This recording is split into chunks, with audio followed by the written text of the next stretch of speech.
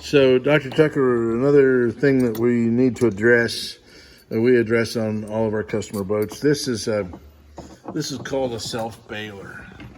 So, let me get it back here. There's a fitting under the hull, right under where my finger is, and I'll show you that fitting, that is turned around backwards. So, when you're running through the water, creates a suction.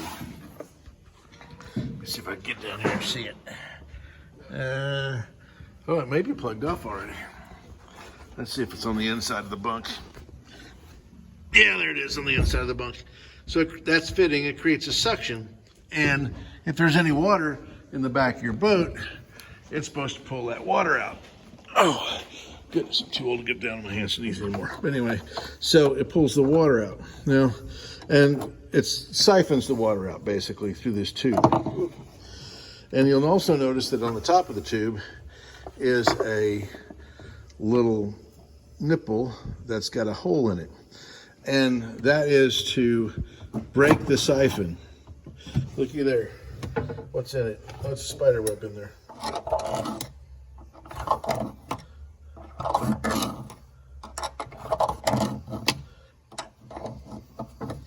No big deal with the spider web.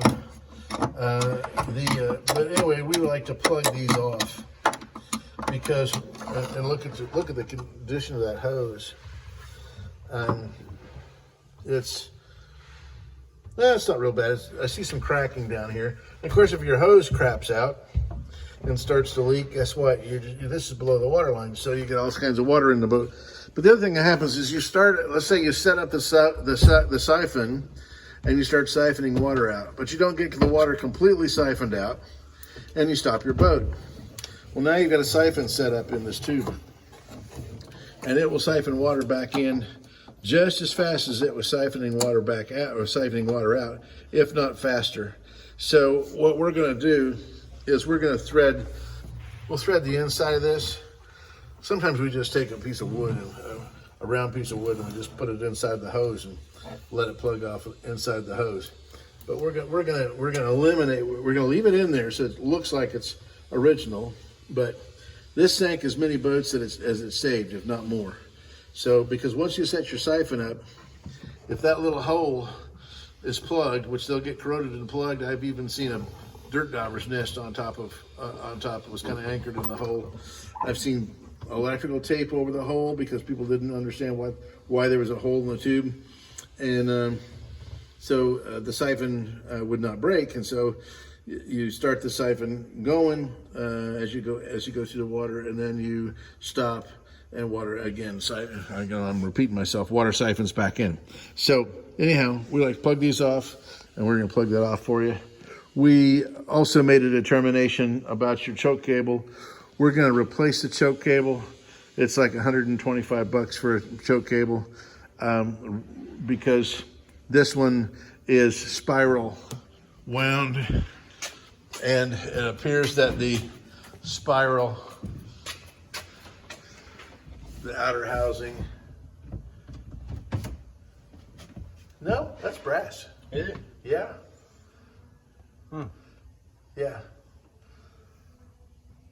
I believe we can clean it. All right. Well, it's worth a try.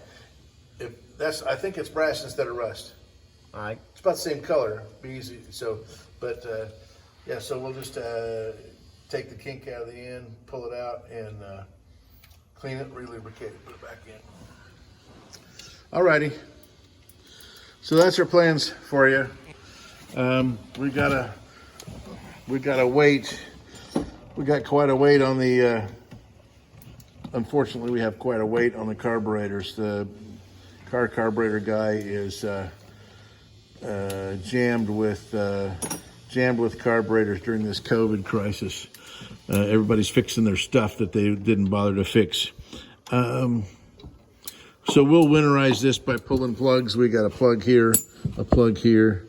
We got plugs on the block. We got a plug back here on the exhaust manifold.